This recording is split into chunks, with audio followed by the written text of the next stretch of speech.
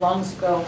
And this is from, I don't know if you guys have seen this is from my hospital, Henry Ford in Detroit, and they just transplanted a 16-year-old kid's lungs because he was vaping THC and totally ruined his lungs. He was in the children's hospital on ECMO, which is a heart and lung bypass machine, and he wasn't getting better, and they asked us if we could transport him to Henry Ford, so that's a portable ECMO machine.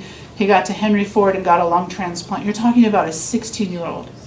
And then think about the long-term cost of his care for one 16-year-old, right? The cost of a transplant, the cost of his life, which will drastically altered and probably shortened, and then the cost of his ongoing care. He's going to be on immunosuppressants and all kinds of medications for the rest of his life. His care alone will easily exceed $1 million. That's one person who vaped. When we look at what happened in the vaping and why vaping is an issue, I read the other literature too. I read the cannabis literature. I try to read some of it. And a guy from the literature said, he was in Oregon. Each state has its own regulations because it isn't legal federally, so each state that legalizes has their own regulations. So each state will be set up separately or differently. So this was in Oregon, and he said, I read a study about rats, and I read a study on sheep, and both of those studies said it might not be so bad to put vitamin E in.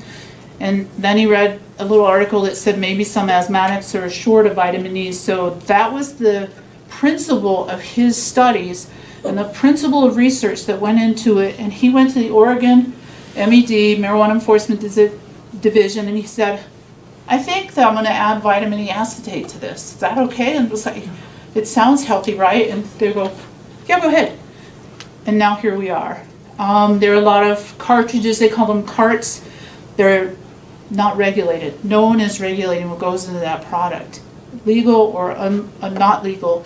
3% of Oregon's product was checked last year. I don't know how much of our product is checked on a yearly basis, but no one is really regulating the content of those. So if you're vaping, you're just taking it. It's the roll of the dice, what's going to happen in your lungs. Our lungs are not meant to have oils in them. The THC molecule is what we call lipophilic. It likes oil. It's like vinegar and oil. It doesn't mix with water. So when you vape, you're vaping oil, and you're putting oil in your lungs, which is causing long-term problems. So we're not exactly sure now by the CDC what's causing it. We do think that there is some cause from vitamin E. There's also a lot of other cutting products that they use, honeycut and terpenes, etc.